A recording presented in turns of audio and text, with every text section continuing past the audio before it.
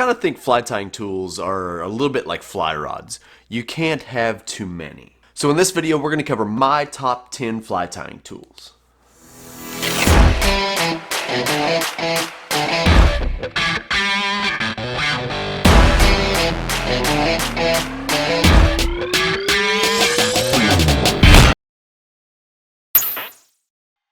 So when I do these videos, I kind of make these notes and stuff like that. And on Instagram, I posted some of my everyday carry stuff.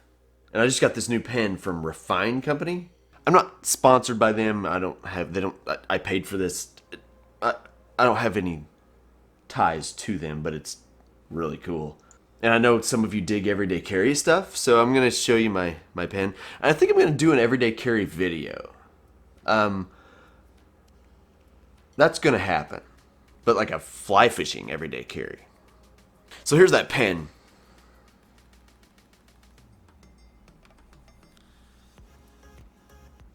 It's a bolt action pen.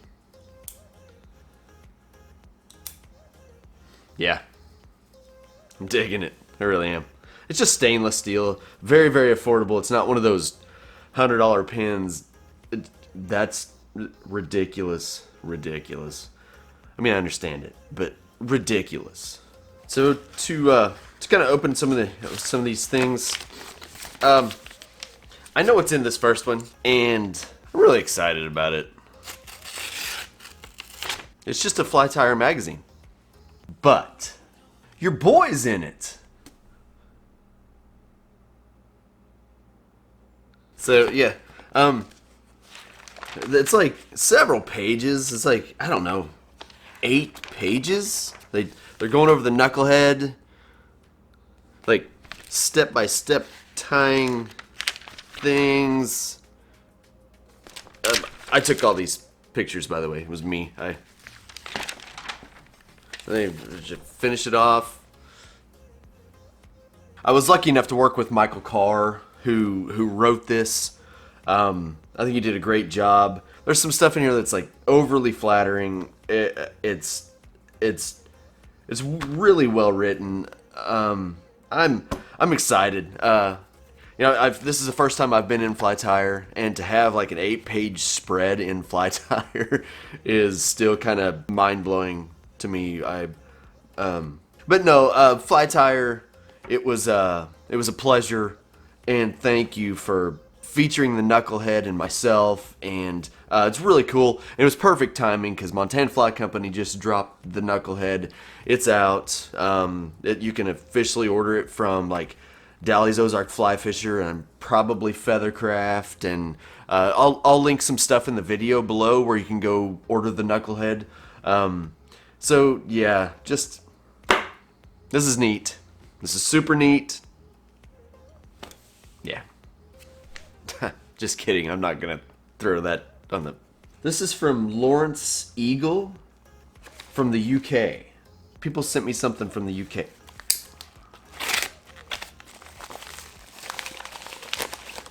Oh. Lawrence writes, Brian, the videos are fantastic. Always a good way to unwind. I'm a passionate fly tyer who's still working on the craft. In the box are a few that have proven to work well for me. I have just started to tie orders for people, and my wife designed the logo for me. Oh, that's super cool logo. Eagle fly tying, Lawrence Eagle. I get it. I love stickers. I just love stickers.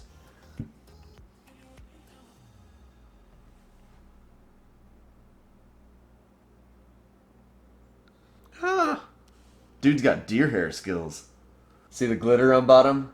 Nice little touch. A little funny side note. My wife gives me loads of crap for the glitter. She may or may not have called me like a failed stripper more than one time. Man, some muddlers.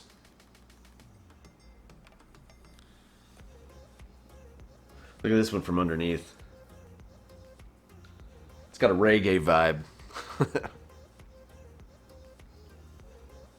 Well, Lawrence, I really appreciate the flies and the stickers. I really dig these. I really want to sink that and pull it for stripers. I really do. But no, I appreciate it. Thank you very much, man. So first of all, when it comes to the tools, I keep all my tools in this Vedavoo Magnum tool pouch. You've probably heard me say it before. Everything Vedavoo makes is so overbuilt. On the inside, it's got this PVC bulletproof material. On the outside is like a bulletproof canvas material. Their stuff is way beyond high quality. Let's just put it that way. I covered my vise in like a past video, so I'll link that video in the description of this video, but you can go check it out there. So I'm not going to cover vices. I'm just flat out going to cover tools. And whenever I think of tools, the very first tool that I think of is the bobbin. There are several different kinds of bobbins on the market. You have your regular tension, friction, arm holder kind. This kind. And this kind. And then you have those disc drag type of bobbins that they have a screw on this end that holds the tension all the time at the same amount of tension. Something like that. Now, in all seriousness, I've never ever been a fan of this style of bobbin. I never have. It doesn't give you as much freedom and control with the thread as this kind of bobbin does. They do not. You will have the same amount of tension on the thread all the time unless you back it off or add more. I, hands down, prefer this style of bobbin. The plain Jane, easiest ones, the cheapest ones as well, because they give you so much more control over how much pressure and when that pressure happens just by squeezing them. So when I'm tying with this bobbin and I want to add more pressure, I can squeeze this and it will not spin. If I let go, it spins. Squeeze, it stops. Let go, it spins. Right? And I can feather that pressure.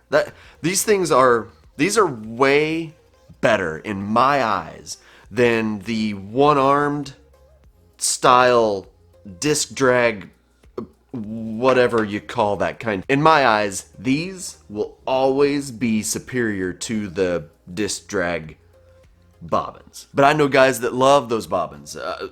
I know they love them and they're going to argue with me. But that's just me. I think it depends on what you've learned and what you've learned with. I learned old school and that's what I love. So just in case you're wondering, this is the Loon Ergo bobbin. So in my eyes, the next logical progression in these tying tools is scissors. And in all seriousness, I could probably do a top 10 scissors video. There's just so damn many kinds of scissors. There are everything from tiny little arrow point scissors to big, beefy, crafty scissors. Yeah, there's a lot. So doing what I do, which is the streamer side of things, mostly, you would think that I use bigger scissors a lot. And I really don't. I tend to land somewhere like right in the middle. These scissors are just the right size. They're not too big. They're not too small. They're great, but they're not a cure-all. If I know I'm going to be tying bigger flies or if using bigger materials like bucktail or deer hair, stuff like that, I'm going to lean toward a bigger scissor. Something like these Ergo Primes.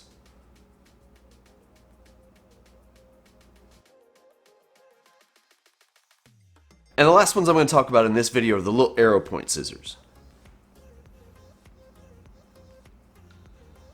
These are the sleeper scissors. They're actually the smallest scissors I have in this lineup, but I find myself grabbing these more than any other scissors. A lot of you know that I lean toward the big streamer side of things, but I tie nymphs, I tie everything. And these will literally cover everything you need to cover. These are hands down the most versatile scissors in this lineup. You see, I want to be able to cut everything from a feather to wire. When we're articulating flies and we're using wire as the articulation point, you don't want to use these scissors, but you can with these. See this little point right here? That doubles as a wire cutter. Yeah, Yeah, love these scissors. When I was putting this list together, I wanted stuff that I just could not live without. And I knew there would be some things on the list that weren't just everyday fly tying tools. Now, I tie a lot of flies, and I tie a lot of big flies. So whenever I sit down to tie flies, I never ever sit down and tie one fly ever. I will always tie several flies. And if I'm gonna do like several articulated patterns, I'm gonna tie the rear section and then I'm gonna put them somewhere. But at that point, I need something to hang on to them so they're readily available. Insert magnets. I have these little rare earth magnets hanging on my tying lamp. Those look like BBs. But they are super, super strong magnets. And they're just kind of fun to play with. I could do that all day. So these rare earth magnets. And then the loon pawn. I use this to hold the rear portion of an articulated fly against my... Let me just show you.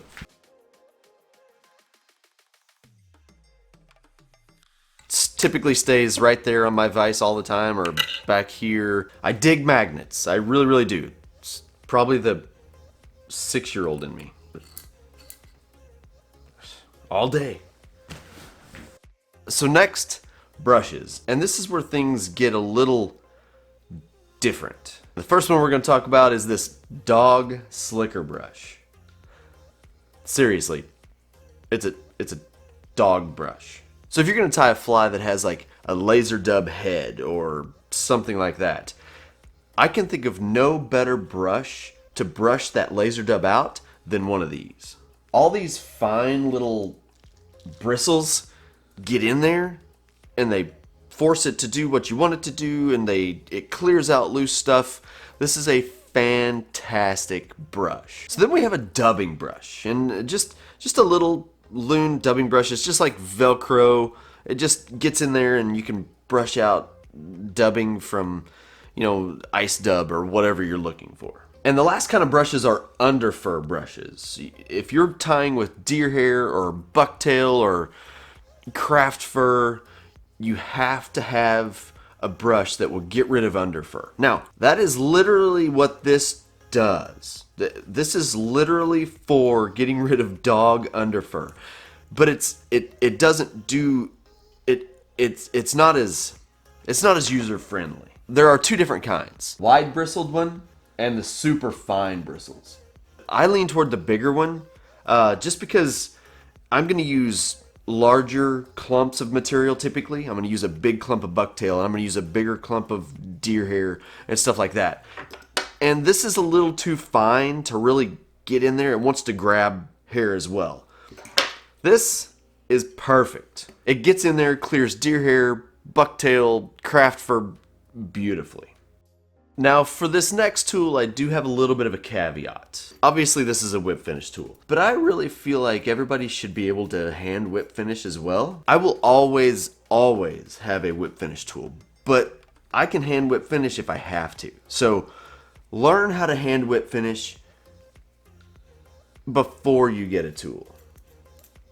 And the loon tool has like a little blade type of thing. It cuts thread really well. Just FYI. I feel like this is a loon commercial. It's not. It's not. But I just dig their stuff. It's bright and yellow and matches my Crocs. I wonder if I sent my Crocs to Loon if they'd put a little logo on the side of them. I think it's a great idea.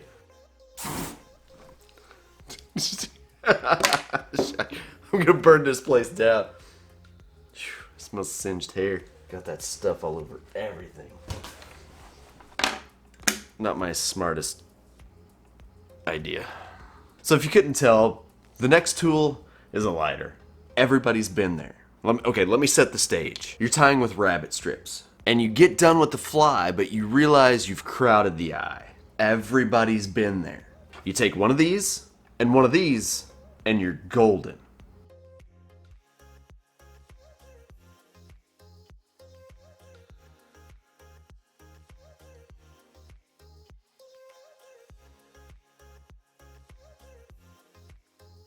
So when it comes to tying flies, sometimes you're going to be forced to do a dubbing loop. And I love doing dubbing loops. Put all kinds of stuff. You can mix dubbing, just crazy amount. I will probably end up doing a dubbing loop tying video that's just different kinds of dubbing loops and stuff like that. But the one thing that I've found that's made it a lot easier for me is this one particular dubbing loop spinner.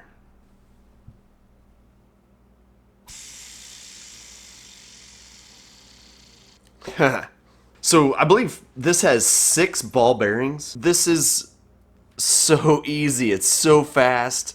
Sometimes it can get away from you, but I love this thing. Love this thing. I'll be honest with you, Hackle Pliers for the longest time didn't really interest me that much. They really didn't.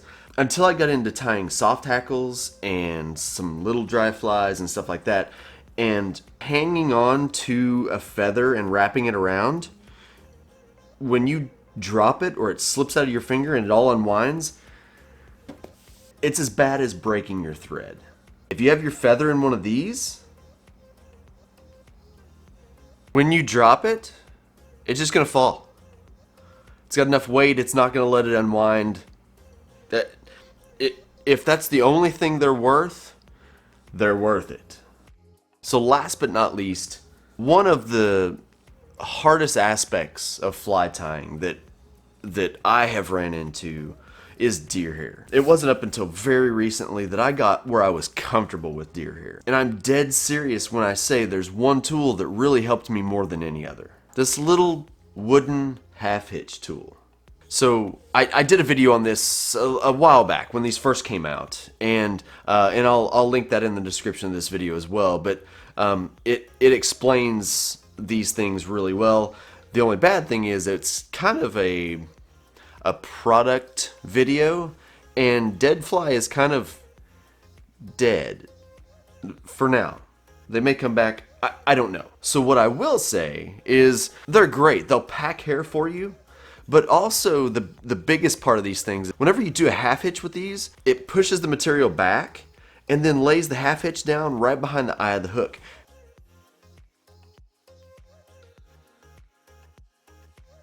It makes it so easy. So whenever you've got a bunch of deer hair toward the eye of your hook, or a bunch of bucktail toward the eye of the hook, or craft fur, whatever it is, this holds it back for you as it slides. This is such a plain little tool that helped me more than any other tool helped me in any kind of time. And there are also half-hitch tools on the market from a lot of different companies. There's metal ones, there's stuff like that, but this is just a different kind of level. So to kind of wrap up this video, obviously these are not all the tools that you can use to tie flies, not by any stretch of the imagination. But they're the ones that I've landed on, and they kind of shift and move as new tools come out and stuff like that. I'll gravitate toward new stuff or go back to old stuff. You know, that's the beauty in all of this. You can follow what helps you and get rid of what's kind of a novelty or you don't really use that much. And I legitimately use all these tools. Really use them. Pretty happy with this list. There's a couple more that I kind of thought of that, you know, and I don't even know if we did 10.